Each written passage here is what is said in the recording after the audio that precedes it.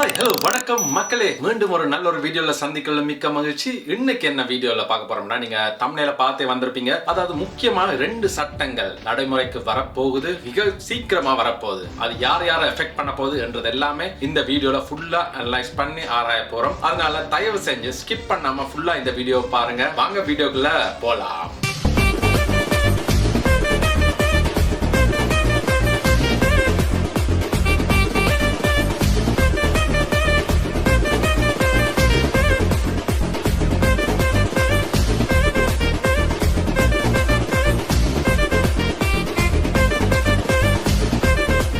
So மக்களே, 2 முக்கியமான விடயம். அதாவது நிறைய பேர் வந்து யூகே வந்து போகணும், யூகேல வாழ்ந்தா நல்ல லைஃப் கிடைக்கும் என்றெல்லாம் நிறைய பேர் நம்புறாங்க. நம்பி யூகேக்கு வாரக்கு ஏதோ ஒரு வழியில ட்ரை பண்றாங்க. அப்படி ட்ரை பண்றவங்களுக்கான ஒரு வீடியோ தான் இந்த வீடியோ. அதாவது ஃபர்ஸ்டா இது வந்து நான் வந்து ஸ்டூடெண்ட் வீசால வாரவங்க, அதாவது படிக்க வாரவங்களுக்கான ஒரு முக்கியமான ஒரு செய்தி. அதாவது இனி வாரவங்களுக்கு ஒரு விடயம் வந்து அப்டேட் ஆக போகுது, அதை பத்தி முக்கியமான ஒரு விடயம். அதனால இந்த விடயத்தை நாம பாக்குறதுக்கு முன்னுக்கு யாராவது உங்களுக்கு தெரிஞ்சவங்க வந்து ஸ்டூடெண்ட் வீசால போறாங்க இல்லாட்டி யூகேக்கே போறாங்கன்னு சொன்னா இந்த வீடியோவை ஷேர் பண்ணி விடுங்க, அவங்களும் பார்த்து தெரிஞ்சு கொள்ளட்டும். அது என்ன முக்கியமான ஒரு விடயம் என்றதை சொல்றேன். பிரித்தானியாவுக்கு கல்வி கற்க செல்லும் சர்வதேச மாணவர்கள், அதாவது ஸ்ரீலங்காவில் இருந்தாலும் சரிதான், இந்தியாவில் இருந்தாலும் சரிதான், தங்களுடைய கல்வி கற்கும் காலத்துல தங்களுடைய செலவுகளை தாங்களே சந்தித்துக் கொள்வதை உறுதி செய்து கொள்வதற்காக ஒரு குறிப்பிட்ட தொகையை தங்கள் வங்கி கணக்கில் வைத்திருக்க வேண்டும். அதாவது ஷோ மணின்னு சொல்லுவோம் இல்லையா, அந்த ஷோ மணியில சேஞ்சஸ் வந்து இப்ப கொண்டு வந்திருக்காங்க. அந்த தொகை வந்து தற்போது வந்து அதிகரிக்கப்பட உள்ளது.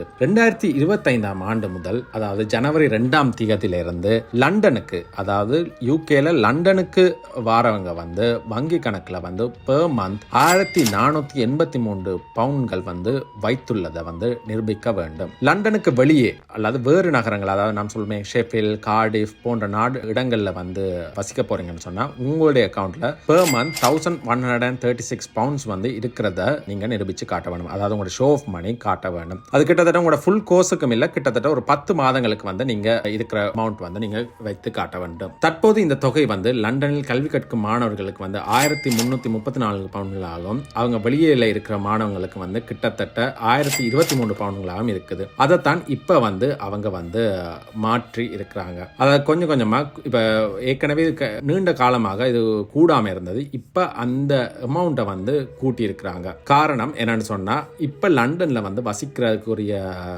லண்டன்ல வந்து செலவுகள் எல்லாமே அதிகமா இருக்கு. அப்ப மாணவர்கள் என்ன செய்யறாங்கன்னு சொன்னா, வேலை செய்து கொண்டிருக்கிறாங்க, படிக்கிறத விட்டுட்டு வேலை செய்யறத மட்டுமே பார்த்து கொண்டிருக்கிறாங்க. அதனாலதான் இந்த ஒரு திட்டத்தை வந்து கொண்டு வந்திருக்கிறாங்க. அப்படி கொண்டு வந்திருக்கிறதால வந்து இனி வந்து கட்டாயமா வந்து நீங்க படிச்சே ஆக வேண்டும் என்ற இதுக்கு வந்திருக்கு. அதாவது நீங்க 10 மாதங்களுக்கு இருக்க தேவையில்ல, கிட்டத்தட்ட 9 மாதங்களுக்கு இருந்தாலே போதும். அதாவது நாடு முழுவதும் வாழும் செலவுகள் உயர்ற நிலையில இந்த நிதி வரம்பு வந்து திருத்தப்பட்டுள்ளதாக வந்து அரசு வந்து தெரிவிச்சிருக்கு. இதன் அடிப்படையில் லண்டனில் 9 மாதங்களுக்கு பராமரிப்பு நிதியாக 13,348 பவுண்ட்ஸ் இருக்க வேண்டும்.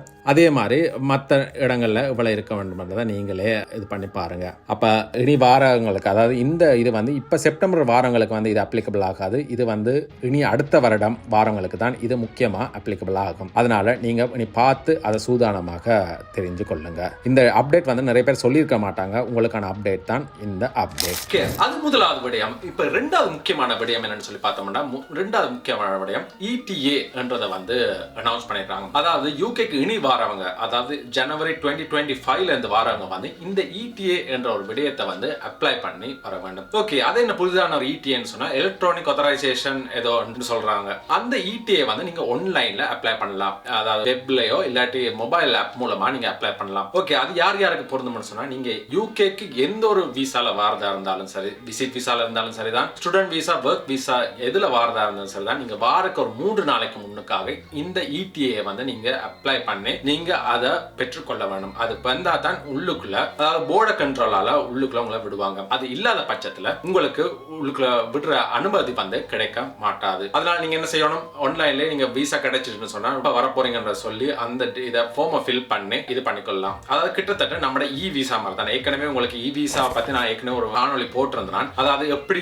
விசா விசா அப்ளை பண்ணி எப்படி அது மூலமாக வாரதுன்னு சொல்லி அப்படி பார்க்காதவங்க இந்த தம்ப்நெயில் இருக்கு, இந்த தம்ப்நெயிலோட லிங்க் வந்து டிஸ்கிரிப்ஷன்ல கொடுத்துருக்கேன், அதையும் போய் பாருங்க. ஏன்னா அதுவும் முக்கியமான ஒரு விடயம் தான். அதனால யார் வாரதா இருந்தாலும் சரிதான் இந்த ETA அப்ளை பண்ணி அதை வைத்துக் கொள்ளுங்கள். அது மிக முக்கியமான ஒரு விடயம். ஓகே, இவ்வளவு தாங்க இன்றைய காணொலியில முக்கியமான விடயங்கள். அதனால புதிதாக வந்திருந்தீங்கன்னா தயவு செஞ்சு சப்ஸ்கிரைப் பண்ணுங்க.